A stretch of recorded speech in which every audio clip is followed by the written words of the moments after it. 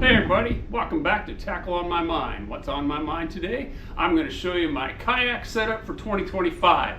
If you've been with me for a while, you saw I did a little kayak setup for last season. I got some new things. I'm kind of excited about some new additions I made to the kayak. There's still some old things on there, pretty much the same. And then I got a really good surprise for, well, maybe not a surprise for you all, but something that's really excited about what I'm going to be fishing with this year. So to start out with, I got James kind of doing this part, but I'm going to grab the camera from him here so I can kind of show you what I want to look at, and then I'll be talking you through it. Say hi, James. Hi. We won't talk about this splint on his hand. So this is kind of overall kayak setup. Well, actually maybe kind of start from the front of my messy garage here. You know, nothing's new here, but this is new. I got a new Garmin fish finder with side imaging, and it's got the 7-inch screen on it, sorry. So that's about double the size of my screen from last year. I'm really excited about that, and also really excited about using that side image.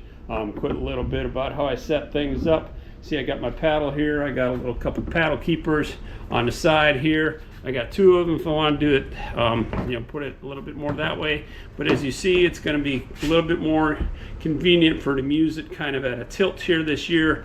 I might be able to move this one here to the other side so I can have my paddle at each side. I usually put it on this side though when I'm not using it, because I land a lot of my fish on the other side. Just some basics here. Got a pliers, really nice reaction tackle pliers that I got. I always put a carabiner on there or something to keep that attached to my kayak. Anchor system. I had someone recently ask me about anchor system. I use this type of anchor. Seems to work a little bit better for me. I haven't got it stuck anywhere I can't get it out of. I do use it on an anchor trolley, but this is what I use for my line. I got 25 feet of retractable dog leash. It keeps everything out of the way. When I'm pulling up the rope, I don't have to worry about where the rope's going. It goes right into there. You can get those at Harbor Freight for about $6. So when they wear out, you're not breaking an arm and a leg getting another one. I'll take you around to the other side here.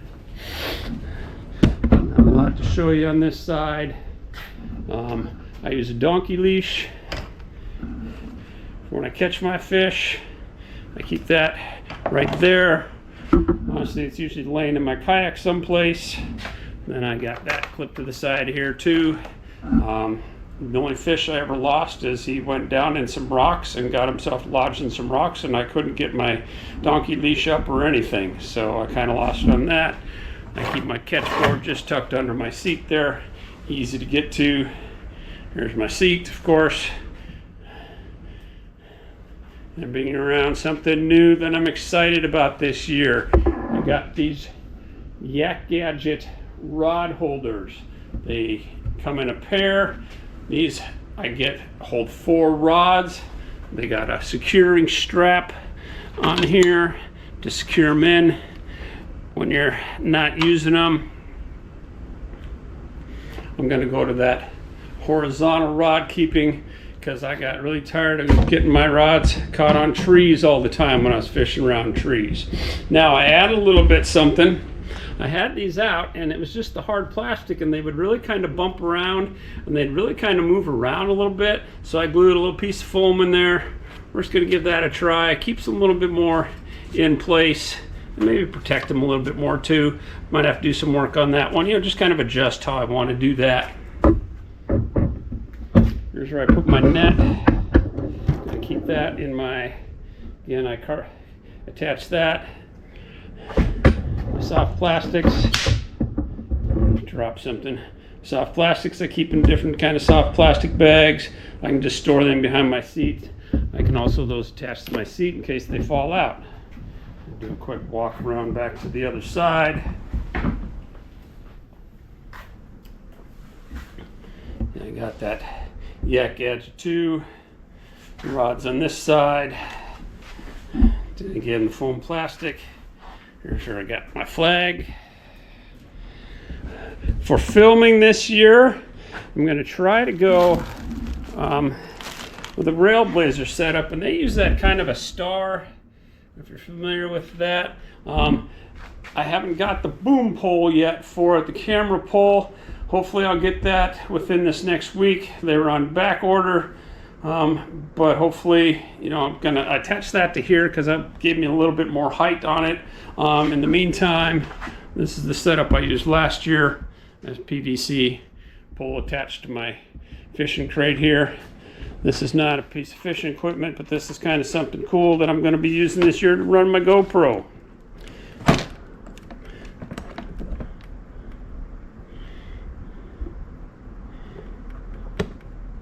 Some battery pack. Got some USB ports in there. I can plug those right in there. Also got the cigarette lighter. This is attached to basically just a kayak battery on the inside. I'm going to attach that, hang that in the back there, so it's just attached. Run my cord down here, around the back, and then it plugs right into that. It's got the kill switch, so it's not on all day, but I'll make sure I put it on when I start, and that should give me enough battery to film all day long if I'm on the water. Not have to worry about my battery. Here's my different things I'm going to have going for the spring. I'm going to set my camera up here so there'll be some little break in the action because I'm going to show you the other new exciting thing that I got going here. So hold on 1 minute. All right, so this is what I'm super excited about. You can see it in my sweatshirt. You can see it on my hat.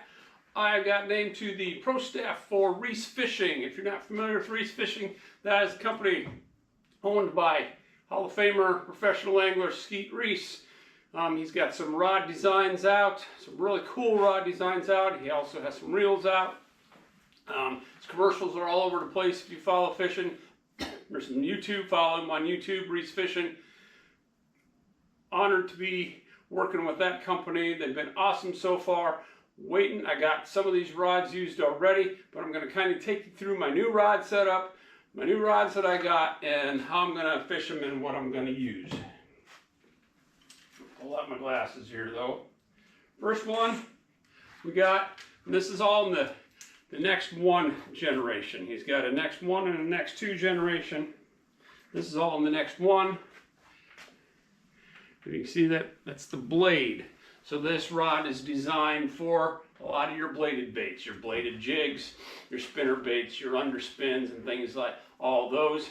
I know there's some controversy. A lot of guys use a very parabolic bend, a little softer rod on chatterbaits, or not on chatterbait, excuse me. Yeah, on the chatterbait, the bladed jigs. This is kind of, it's a little softer than your medium, heavy, fast rods, but it also will fish that spinner bait. Overall kind of versatile rod in that, and that's kind of where I'll be using that one.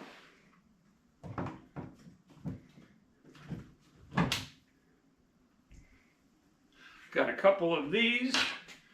Probably saw that other one was upside down. I'll try to put this one up right for you. That's the Fire. This Fire is a 7.4 medium heavy fast action. Pretty sure I got that right. 7.6 medium heavy fast action. That is a little bit longer rod than some guys use on a kayak, but I don't mind. I like using it. I've used it a little bit. This is also going to be paired, and I didn't get that other one. This is going to be paired with that Ardent Summit Hawk. This is an 8:1 gear ratio reel. Faster reel. What I'm going to be using this primarily for, if you followed me last year, towards the end of the year, you knew I started falling in love with that hybrid hunter from Strike King. Now again, people are looking at that. Well, it's treble hook. Why using a medium heavy fast? You should be using something more designed for crankbaits. Well, I watch a lot of Todd Castledine videos. If you're familiar with Todd Castledine, he's the guy who pretty much had most to do with designing that hybrid hunter for Strike King, kind of modifying stuff like that. He uses medium heavy fast action rod, about a 7.4, 7.6 with a fast reel on there, 28-pound fluorocarbon. That's the setup I'm going to use. So I can use this for those hybrid hunters. Also can throw some swim jigs on here. Can throw some of my larger swim baits on here when I want to use those. You know, I can use some bottom contact baits. I can probably use some bigger Texas rigs, some creature baits and stuff like that. Probably could also throw a jig on here, but mostly I'm going to have this rigged up with that hybrid hunter when the conditions call for that.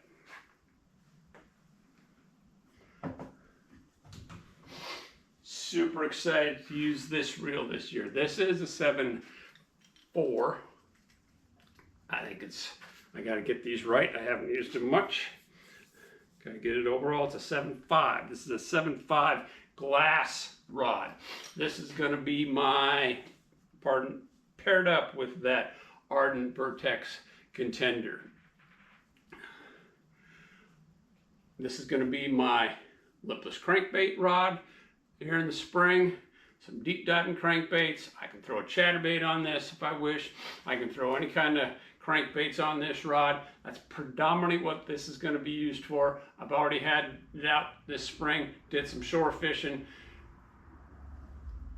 bombing some lipless crankbaits into a 20-mile-an-hour wind with this reel, not a single backlash. I can't wait to get out on some areas where I know I can fish that lipless crankbait around this spring, and it was awesome setup. This is that next 2 generation, a little bit upper, next step up in quality than the next one. Looking forward to that.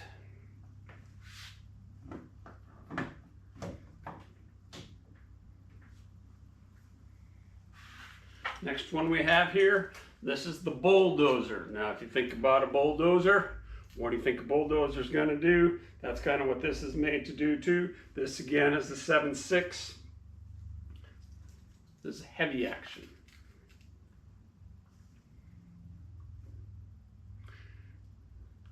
But I'm going to be throwing a lot of buzz baits on this rod. This is going to be my early buzz bait rod.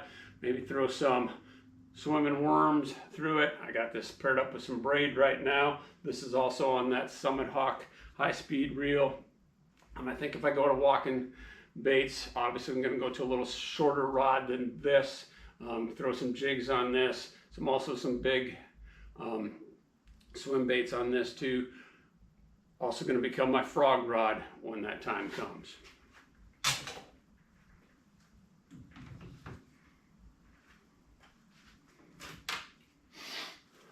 Next, we're back to that Next One series. That bulldozer was also in that Next One series. Next One series, this is the Dive 7'4" crankbait rod. So this is that parabolic bend, that moderate action. Yep, it's going to be my predominant crankbait rod. Mostly my square bill crankbaits, my smaller crankbaits like that. Got that paired up with that Ardent Tournament. I've had this little reel for about 3 seasons now. It has never failed me. It's been, I've always used it for throwing crankbaits.